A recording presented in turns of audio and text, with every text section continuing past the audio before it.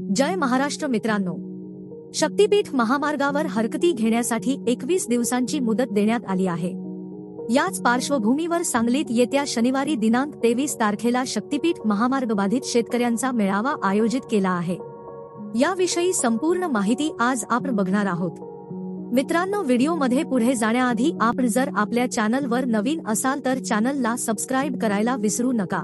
या आपल्या चॅनलवर असेच अपडेट येत असतात, तेव्हा चॅनलला नक्की सबस्क्राइब करा आणि आपण आपल्या व्हॉट्सअप आणि टेलिग्रामला लवकर जॉईन व्हा। त्या ठिकाणी असे अपडेट आपण टाकत असतो, त्याची लिंक ही डिस्क्रिप्शन मध्ये दिलेली आहे।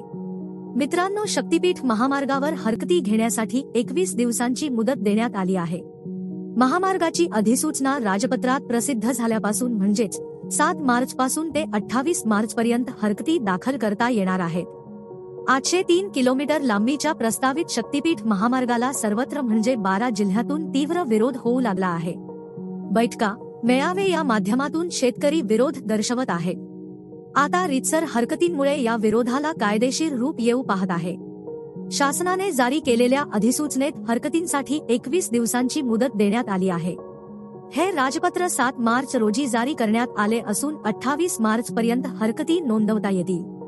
तसेच महामार्ग बाधित शेतकरी संघर्ष समितीचे अध्यक्ष दिगंबर कांबळे यांनी सांगितले की भूसंपादन अधिकारी या नात्याने मिरज आणि आटपाडीच्या प्रांताधिकाऱ्यांकडे शेतकऱ्यांनी हरकती दाखल कराव्यात। आम्ही सोमवारी दिनांक 18 तारखेला एकत्रित हरकती दाखल करणार आहोत। याच दरम्यान सांगलीत येत्या शनिवारी दिनांक 23 तारखेला शक्तीपीठ महामार्ग बाधित शेतकऱ्यांचा मेळावा आयोजित केला आहे। सांगलीवाडीत जुन्या पथकर नाक्याजवळील फल्ले मंगल कार्यालयाजवळ दुपारी 1 वाजता मेळावा होईल।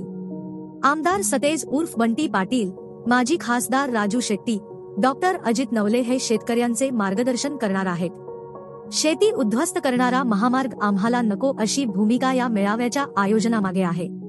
यावेळी सांगली आणि कोल्हापूर जिल्ह्यातील बाधित शेतकरी उपस्थित राहणार असल्याचे संयोजकांनी सांगितले। याचे शक्तीपीठ महामार्ग शेती बचाव समितीने आयोजन केले आहे।